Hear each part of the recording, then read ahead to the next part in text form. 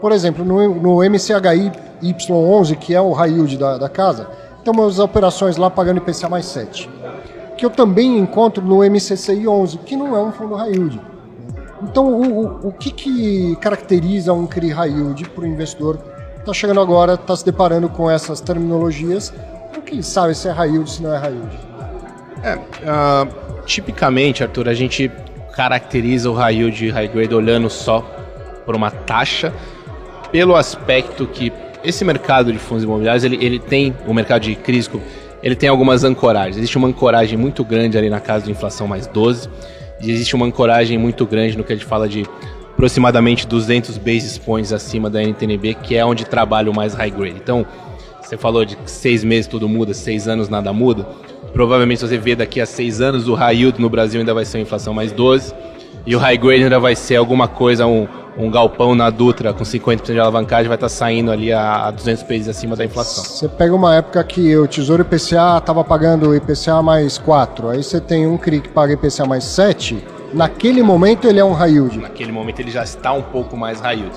E aí em outros momentos da curva de juros, né, ele pode ficar acima ou abaixo do preço. Acho que isso é uma característica importante do crédito, que tem a componente pré-fixada maior. Então, cria inflação mais alguma coisa, ele tem inflação mais 7, por exemplo. Então, esse 7 é uma componente pré-fixada. Ele não muda.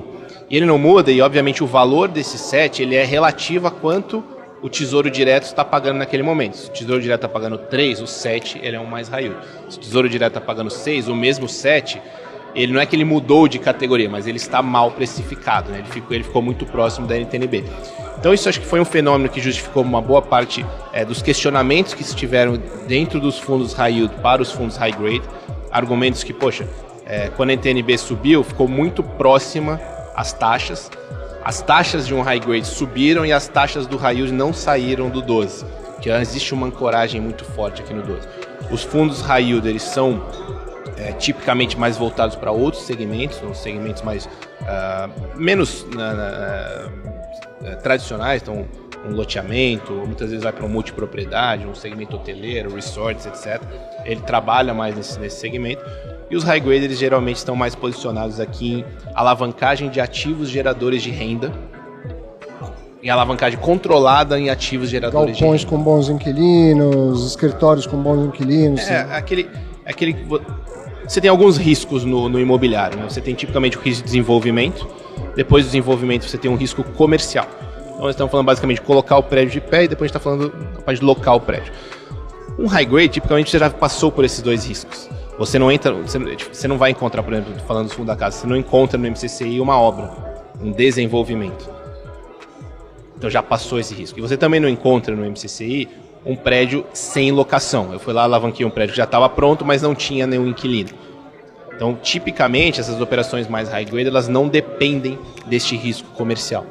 Diferente, por exemplo, quando você tem uma operação que você vai financiar uma obra, por exemplo, você vai financiar, por exemplo, um loteamento que ainda carece de vendas para pagar o seu empreendimento. Os fundos high yield, que estavam pagando, os fundos de CRI high yield eram a bola da vez, né? Principalmente quando o juro estava bem baixinho no Brasil, lá perto de 2, 3. Perfeitamente. Então você tinha muitos deles negociando com grande ágio, o pessoal estava correndo atrás desse yield. Em algum momento isso começou a modificar. Quando a inflação começou a subir um pouco mais, começou a haver algumas preocupações com o risco de crédito, começaram a existir comparações entre os high yield e os mais mid ou high grade, taxas não comparáveis, distribuições comparáveis em riscos muito diferentes.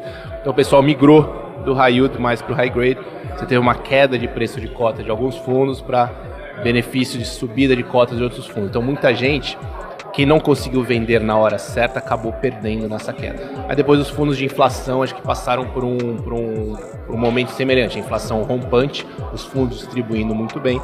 Você teve diversos fundos que tiveram também um ganho do seu preço de cotas, e aí chegou a deflação, todo esse movimento foi corrigido para baixo.